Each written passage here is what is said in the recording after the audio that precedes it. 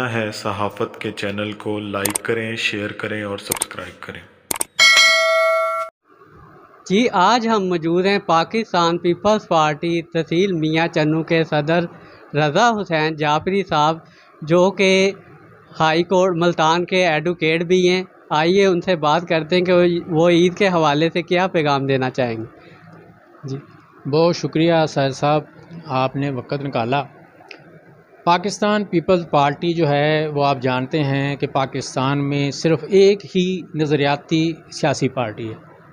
तो Pakistan peoples party के कारकुन होने की हैसियत से और एक ज़िम्मेदार होने की हैसियत से मैं पाकिस्तान पीपल्स पार्टी के तमाम कारकुनों को और पाकिस्तान पीपल्स पार्टी के अलावा पाकिस्तान के रहने वाले हर मर्द और ख़ातून को मैं ईद पर मुबारकबाद पेश करता हूँ और ये दुआ करता हूँ कि अल्लाह ताला जो है वो इन्हें लंबी ज़िंदगी दे, सेहत वाली ज़िंदगी दे और ईद जैसी जो है वो मसरतों से नवाजे। पाकिस्तान पीपल्स पार्टी क्योंकि एक नज़रियाती जमात है और उसका जो नज़रिया है वो आवाम की जो है वो फलाह व बहबूद है।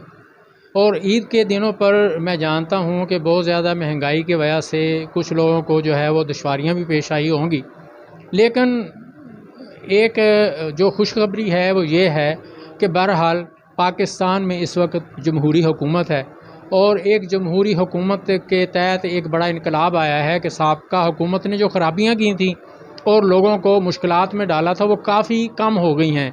और जो हमारा जो मुल्क है वो डिसेबिलिटी की तरफ जा रहा था, बड़े खसारे के खदशे में था, लेकिन जमहूरी पार्टीज़ ने, जिसमें पाकिस्तान पीपल्स पार्टी का किरदार बड़ा अहम है और ख़ुसूसन आसफ़ अली ज़रदारी साहब और हमारे जो चेयरमैन हैं बिलावल भुट्टो साहब, उनका किरदार बड़ा अहम है। उन्होंने वज़ीर ख़ारजा होते हुए पूरे जो है दुनिया में मुख्तलिफ़ ममालिक के दौरे किए और हम तनहा रह गए थे। उन्होंने दोबारा से जो है वो हमारे जो करीबी ममालिक हैं उनके साथ एक दोस्ताना रस्म व रवाज बढ़ाए, जिसकी वजह से जो है वो पाकिस्तान को दोबारा स्टेबल होने में मौका मिला।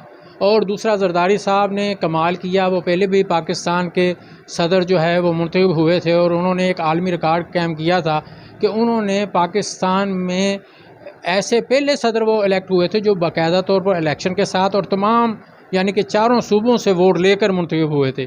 और इस बार भी ये अमल को दोबारा दोहराया गया और इसी तरह उनका इंतखाब हुआ। बीमारी के बावजूद वो अपने किरदार को बहुत अच्छे तरीके से निभा रहे हैं और जहाँ पर भी हुकूमत को कहीं पर कोई मामला पेश आता है, जहाँ पर कोई किसी को प्रॉब्लम पेश आती है तो उनकी रहनुमाई हर वक्त मौजूद होती है, जिसकी वजह से पाकिस्तान में जमहूरियत जो है उसको इस्तेहकाम मिला है और पाकिस्तान दोबारा तरक्की की राह पर गामज़न हुआ है। जी रज़ा साहब, ये मियाँ चन्नू में कैसी एक्टिविटी है आपकी पीपल्स पार्टी की? जी, मियाँ चन्नू जो है वो सियासी एतबार से बड़ा अहम रहा है हमेशा ही। तो हमने जो है पाकिस्तान पीपल्स पार्टी का जो किरदार है वो देखे मियाँ चन्नू में कि यहाँ पे जो भी MNA या MPA अब भी इलेक्टेड हैं या गैर इलेक्टेड हैं जो कि इंतखाबात हार गए हैं, उनके जो बुनियादी तौर पर जो सियासी जो है उनका जो यानी कि भी कदम जो है वो पाकिस्तान पीपल्स पार्टी के प्लेटफार्म पे ही था। वो पहली दफ़ा MPA या MNA बने तो वो पाकिस्तान पीपल्स पार्टी ने उनको बनाया था और हमें यकीन है कि हम दोबारा इंशाल्लाह पाकिस्तान पीपल्स पार्टी के कारकुन मुतहर्रिक हैं। इंशाल्लाह वो वक्त दूर नहीं है कि यहाँ पर दोबारा से पाकिस्तान पीपल्स पार्टी के जो है MP और MNA मुंतखब होंगे। जी नाज़रीन, ये रज़ा जाफरी साहब हमारे साथ मौजूद थे, जो कि तहसील मियाँ चन्नू के सदर हैं पीपल्स पार्टी के। इन्होंने बात की और इन्होंने कहा जी मियाँ चन्नू में बहुत अच्छी कैंपेन चल रही पीपल्स पार्टी की और पीपल्स पार्टी के जितने भी कारकुनान हैं उनको पैगाम भी दिया कि पीपल्स पार्टी हमेशा ही गरीब परवर और इंसानियत के लिए काम करती रही है और इंशाल्लाह आने वाले दिनों में भी करेगी।